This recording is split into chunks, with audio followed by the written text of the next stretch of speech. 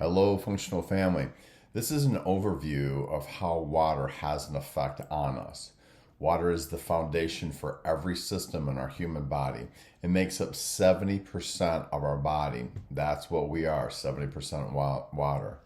It is important for cellular health, detoxification, the production of energy, our hormone system, and inflammation in the body. Today we look at why hydration is one of the simplest but the most powerful tools for restoring our health. In functional medicine, water is just not hydration, it is the core therapeutic tool. Every biomechanical reaction occurs in a water-based environment, and that's what we are. We are a water-based environment. Even mild dehydration creates stress in our bodies, reducing performance of cellular systems. And patients often overlook hydration as the root cause for most of their problems. But water drives every biomechanical reaction, supports cellular health. Every biomechanical reaction occurs in the water-based environment in our body. Cells rely on water for enzyme function, nutrient transport, and mitochondrial activity. When cells are dehydrated, the internal environment becomes thicker, it has slower metabolism, and lower energy output. So proper hydration improves cell membrane fluidity and signaling. So it matters. So being hydrated matters. So we're going to go through this hydration journey to find out how we can better hydrate ourselves and how it can improve our health.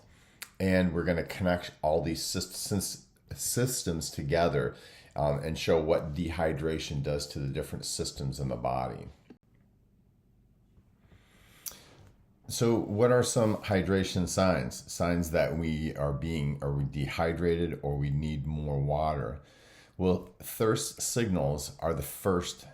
And most people, the way we receive these thirst signals, they're interpreted as hunger signals. So the first thing we do when we're thirsty is eat, which is not correct. So actually by drinking water before when you first start to get hungry is really helpful, because that can actually stop the sensation of wanting to eat.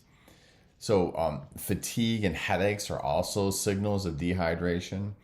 When you have really low energy is another one that is a sign of dehydration. And also constipation and bloating is another signal of dehydration. The first thing we have to do is we have to assess how much water we're taking in or how much water we're not taking in. So we do this by measuring our water. So we need to do that on a daily basis. So what I have done is I bought a 64-ounce container and I put that much water in it every day, and I know that I have to drink that every day. I also have water when I first get up in the morning. And so it equals out to be close to 80 ounces of water that I know I can measure daily. So it's important to have a way to do this, whether you buy a large container or you just keep track of, if you have a 20-ounce container, you just make a goal to have so many. That's kind of important. And it's important to understand that different medical issues can be because of our dehydration. So it's important to start to put this together. And it's also important to find out your daily patterns of when you drink water. Maybe you don't drink any water throughout the day. Maybe it's just coffee or soft drinks or that type of thing. So it's important to find out when our patterns are. I drink most of mine in the morning, and so that's just my pattern that I do. And we need to set goals of how much water we should have every day. And what that goal should be is half your body weight in ounces of water. Water quality concerns. Tap water. Is tap water good? Is it not good? Well, many municipal systems, tap water, contain chlorine, fluorine, pharmaceuticals, and microplastics. So those are things that need to be measured, and you can test for these.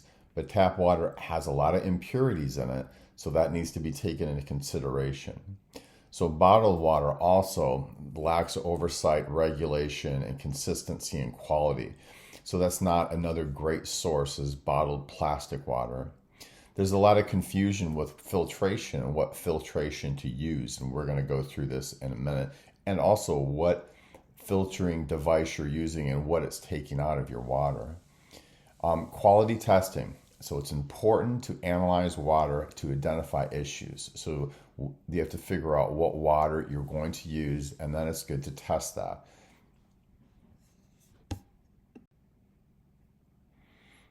Water and hydration have a big impact on health and the different systems in the body. So first, gut. What does it do to our gut? Water is essential for stomach acid production, and we lose 1% of stomach acid production per year that we live. So it's important that we have this water for the stomach acid, also for saliva formation. Saliva is really important because that breaks down the carbohydrates when it enters our mouth. So that's the first breakdown of food is in our mouth with the saliva. It breaks down the carbohydrates.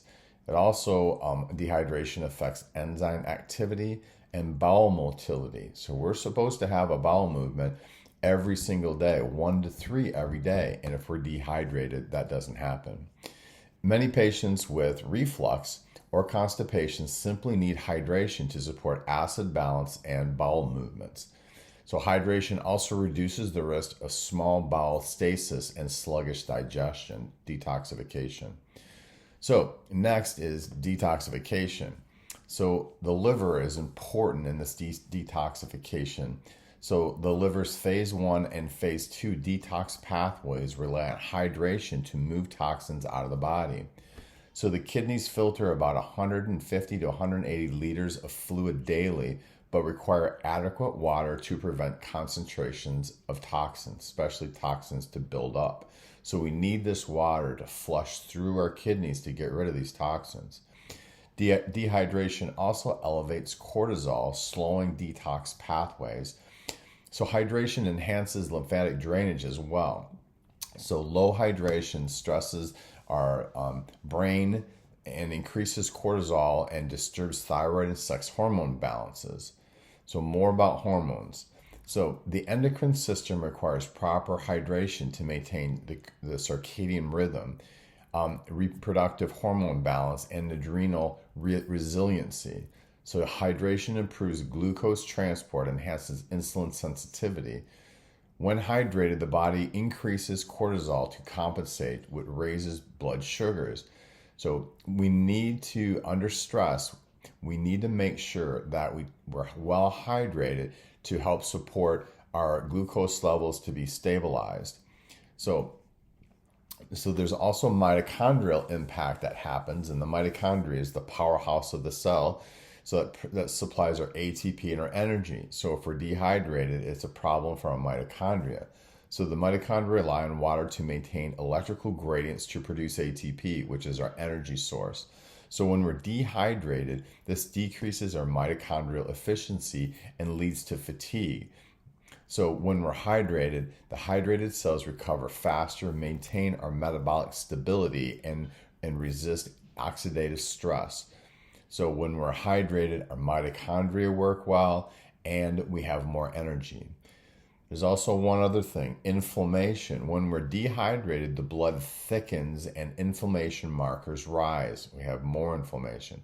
So hydration keeps the lymphatic system flowing, and it's critical for immune functions and the removal of cellular waste. So chronic inflammation often improves when patients simply begin to hydrate. So if you didn't follow that all, just know that hydration is going to improve all these different systems in your body, your gut. It's going to improve your liver detoxification, your hormonal balance, your cortisol. It's going to improve your immune system and decrease inflammation. So it's just really important that we maintain hydration. Your water quality map. We need to do a home assessment to evaluate your water source in the kitchen and in the bathroom. So do you want to put in an RO system, a reverse osmosis system in your kitchen? Or do you want a whole house reverse osmosis system so it covers your bathroom and your kitchen? But anyway, you need to figure out, again, where we're getting your water, where you're getting water from. We also want to look at your drinking habits. So you need to track your daily water consumption and your routines. When are you drinking your water? And how much are you drinking throughout the day? Cooking methods. So we need to note if you're using what type of water for food preparation. Are you using the filtered water for food preparation? That's important to note that. Your morning routine. Identify opportunities to improve hydration upon waking. Every morning when you get up, you should have a drink of salt water to start hydrating your body and also to give your body the electrolytes from Himalayan salt or Celtic salt. Those are the things that you need to start your morning every day with. When you're outside your house, you also need to figure out how are you going to stay hydrated or if you need to have that additional hydration while you're out. So work is a big thing because a lot of people spend a lot of time at work. So how are you getting, what is your water source at work? That's important. So it's kind of a good idea just to bring your water, your filtered water to work so you know exactly what kind of water you're drinking. And just have a glass container or a stainless steel container that you put your water in. That's a great way to do it at work. When you're dining out, sometimes you don't know your water source there. So you need to be careful with that, but still you can probably ask if their water is filtered, and then if that's the case, then you can go ahead and use that water source. Traveling hydration. So you can always pack a reusable bottle for on the go. So just take your water with you in your, in your reusable water bottle. And exercise and hydration. So you want to bring water with you when you exercise so you can stay hydrated. Let's talk about daily water protocol. So in the morning, as soon as you get up, you should hydrate. You should have a glass of water and salt, and you can put the salt in the water or just take a pinch and put it on your tongue, and that's your salt water for the morning. So start with 8 to 12 ounces first thing when you wake up in the morning, and then just sip on water daily. So again, just take your water bottle to work with you or to wherever you're traveling and just sip on the water, and whatever size water bottle, then you'll be able to measure the water that you're taking in every day. And in the evening, we do want to stay hydrated in the evening, but we want to stop drinking about 7 o'clock every evening, or at least like 2 hours before you go to bed. And then when you're exercising, always a good idea to sip on water while you're exercising so you don't get dehydrated. And then at meals, is it good to drink water at meals or not? It actually is better to not drink water at meals because we want to have a good high amount of stomach acid in our stomach, and sometimes the water can decrease or elevate our pH levels. So it's good not to have water and allow our enzymes and allow our acidity of our stomach to break down our food. So it's better to do that. Some people like to have water before a meal, like 30 minutes before a meal, because that'll decrease their appetite, so they'll just eat less at a meal, and that's a good idea. So some simple improvements to drinking water. So it's easy to upgrade your water quality by simply doing the things we just did, by making sure your water is filtered and knowing its source. But the filter options, there's kind of a lot of things out there, and we'll explore those in just a second. So we'll talk about filtration systems in a minute. Storage systems. Proper water storage to maintain purity. That's where you need to use your glass bottles, or you need to use your your metal containers like stainless steel containers, just to make sure that the water quality will stay pure. Temperature control. What temperature should you have your water at to drink? Between about 50 to 70 degrees Fahrenheit. We want to make it at room temperature or slightly cooler than that. That'll allow for the best absorption of water right away. Choosing your water source. So filtered tap water is the most economical and convenient option, and it does remove most of the common contaminants. So for example, that would be hooking up a reverse osmosis system to your tap water. It's a great way. It's so convenient, and it does get rid of most of those contaminants. There is an initial cost. It can be anywhere from $600 to $800, or maybe even up to $1,000 to get that for under your sink type of reverse osmosis. And a whole house system is a little bit more than that. But again, Filtering your tap water is the most economical and convenient. Now, spring water is another great source. It's natural and it may contain a lot of great minerals. For instance, I have an artesian well on my property, and I can literally go out and take my water jug and just fill it up, and I can drink that because it's clean and it's pure and it's been tested. So that's another way. Also, you can have like distilled water or RO water, and you can have it infused with essential minerals. So that's mineral water, and it's a great source of being hydrated, getting hydrated. You can also do structured water, which is molecularly organized to mimic natural water, and it may enhance hydration. I'm going to talk to you now about filtration systems and filters. So the best purification method is reverse osmosis, but there's also something called carbon black filtration. There's also natural spring water that you can purchase and distilled water and then you can add minerals to it.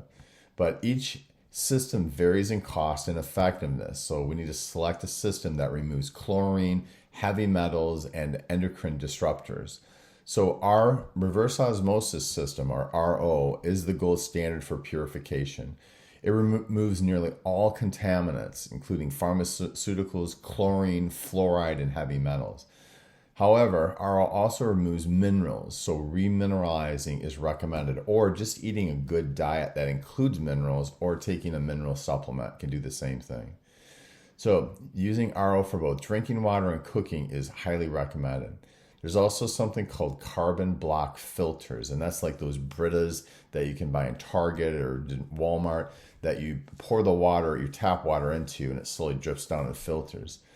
And they're highly effective at removing chlorine, pesticides, herbicides, and some pharmaceuticals, but they don't remove fluoride or many heavy metals. They're affordable and can significantly improve taste and odor of the water. You can get true natural spring water, which is naturally filtered through rock layers and contains beneficial minerals. However, it does vary in quality based on your source. You can get mineralized or electrolyte enhanced water, which supports absorption, especially helpful for patients with sweating, detox, and experiencing adrenal fatigue. So those are some of the different filters or some of the different water sources. So I have put in an RO system in my house. It's just I didn't have much space, so we did it underneath the sink, and it cost $1,000, and it's a very effective RO system that filters all the water. But we don't have to buy bottled water. We don't have to get any other type of water. So it's actually, in the long run, it's going to be very economical. Choosing your water filtration system. So space considerations is important. Like for instance, my new tiny house, we didn't have much space, but we had just enough space underneath the counter to be able to put in the cabinet a RO system.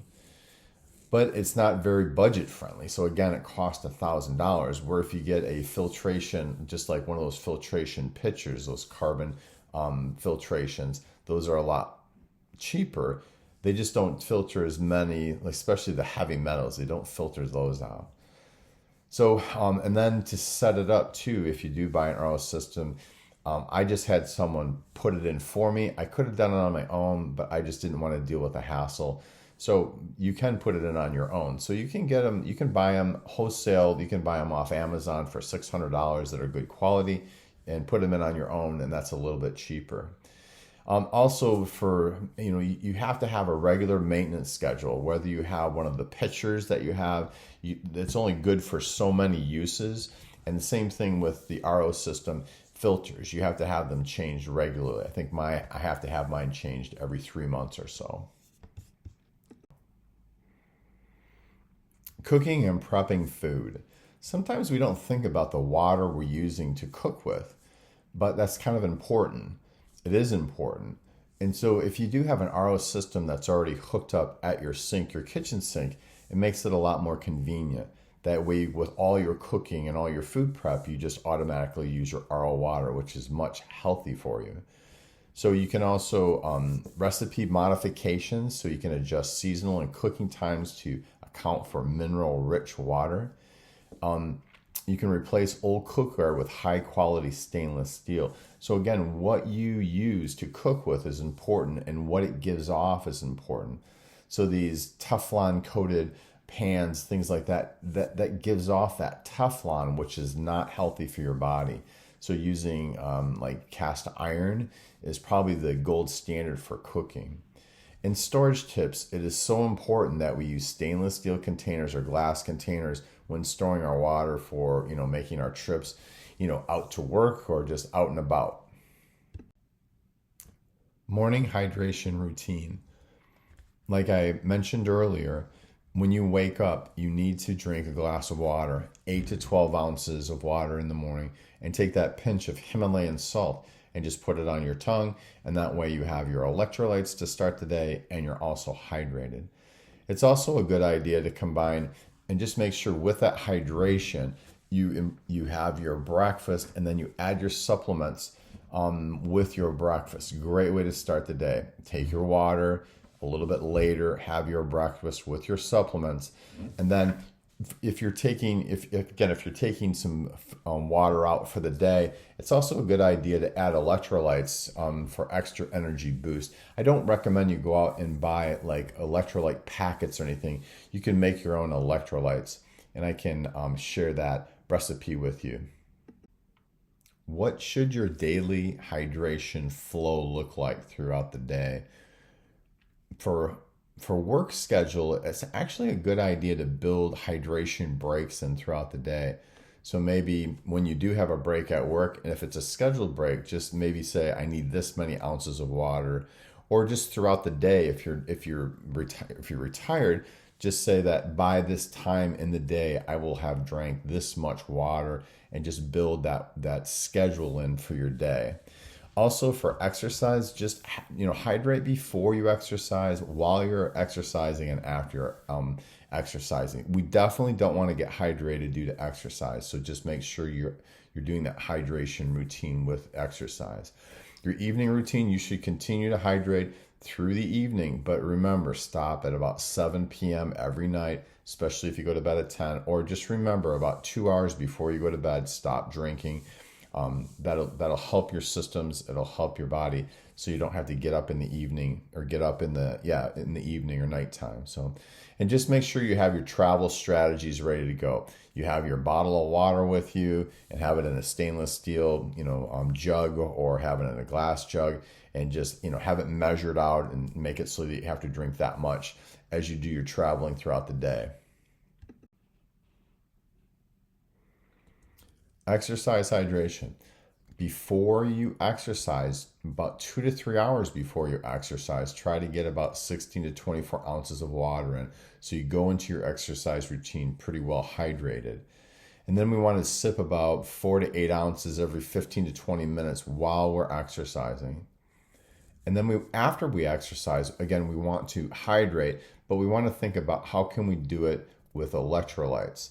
So what can we add to make sure we get our electrolytes in? So for having a meal post-exercise, we want to make sure it has a lot of minerals in it. So again, we want to make sure fruits and vegetables are in that post-exercise, what we eat.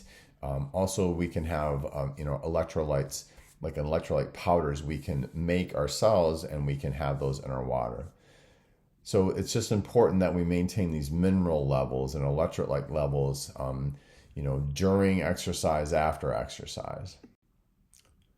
Travel solutions to stay hydrated. We want to have portable options. So we want to have reusable water bottles and filters for on-the-go hydration. So we want to have our glass travel mug, or our glass travel jug, or our stainless steel. And we want to make sure that if we know that there's not going to be any filtration, if we don't know the quality of the water, we probably want to bring our own filtration, mechanism, whether it be a pitcher of water. Sometimes they have these straws that you can put in that'll filter. Hotel strategies. So you can request for filtered water and avoid using the plastic bottles or the plastics that are coming from the room. Restaurant choices. Opt for establishments that have glass or reusable cups, or they're much healthier for you. And you can ask, Is this filtered water that I'm drinking? Emergency backup. So we can pack water purification tablets for unexpected, situations that we fall into. Hydration of pure, clean water isn't just for us, it's for the whole family.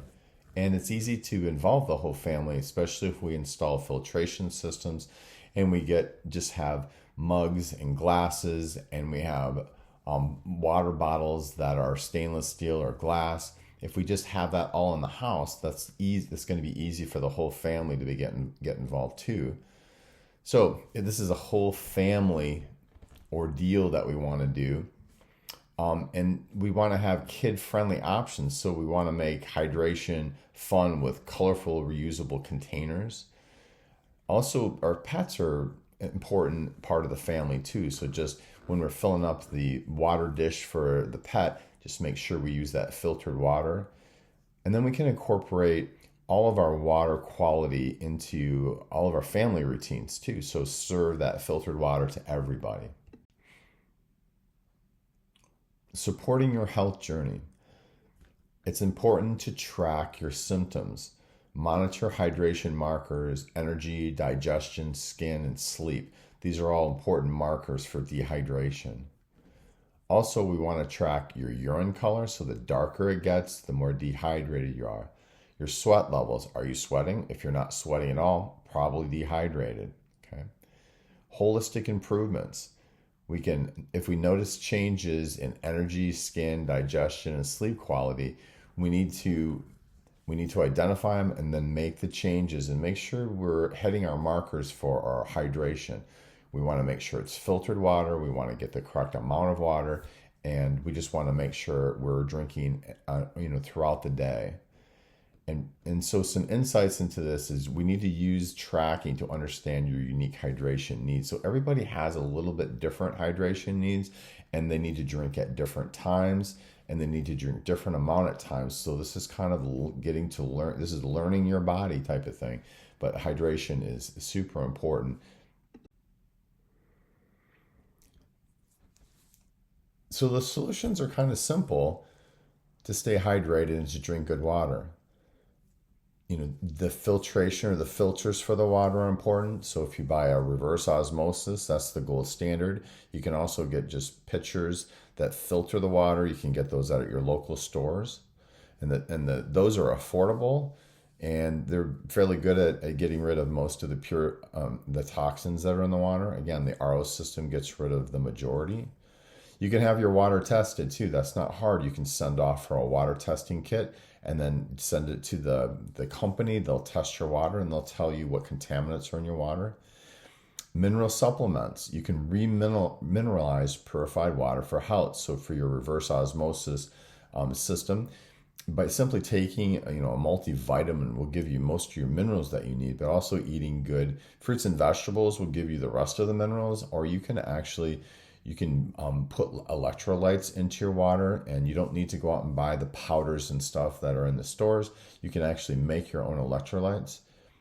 And if you're not sure what you're doing, you can always ask for advice. When I called and talked to my installer for my reverse osmosis, I had a lot of questions, and they answered a lot of questions and gave me advice on what I should get and shouldn't get. It was super helpful. And you can also talk to me. I can give you some advice on your solutions for your water filtration and the amounts and when you should have it throughout the day.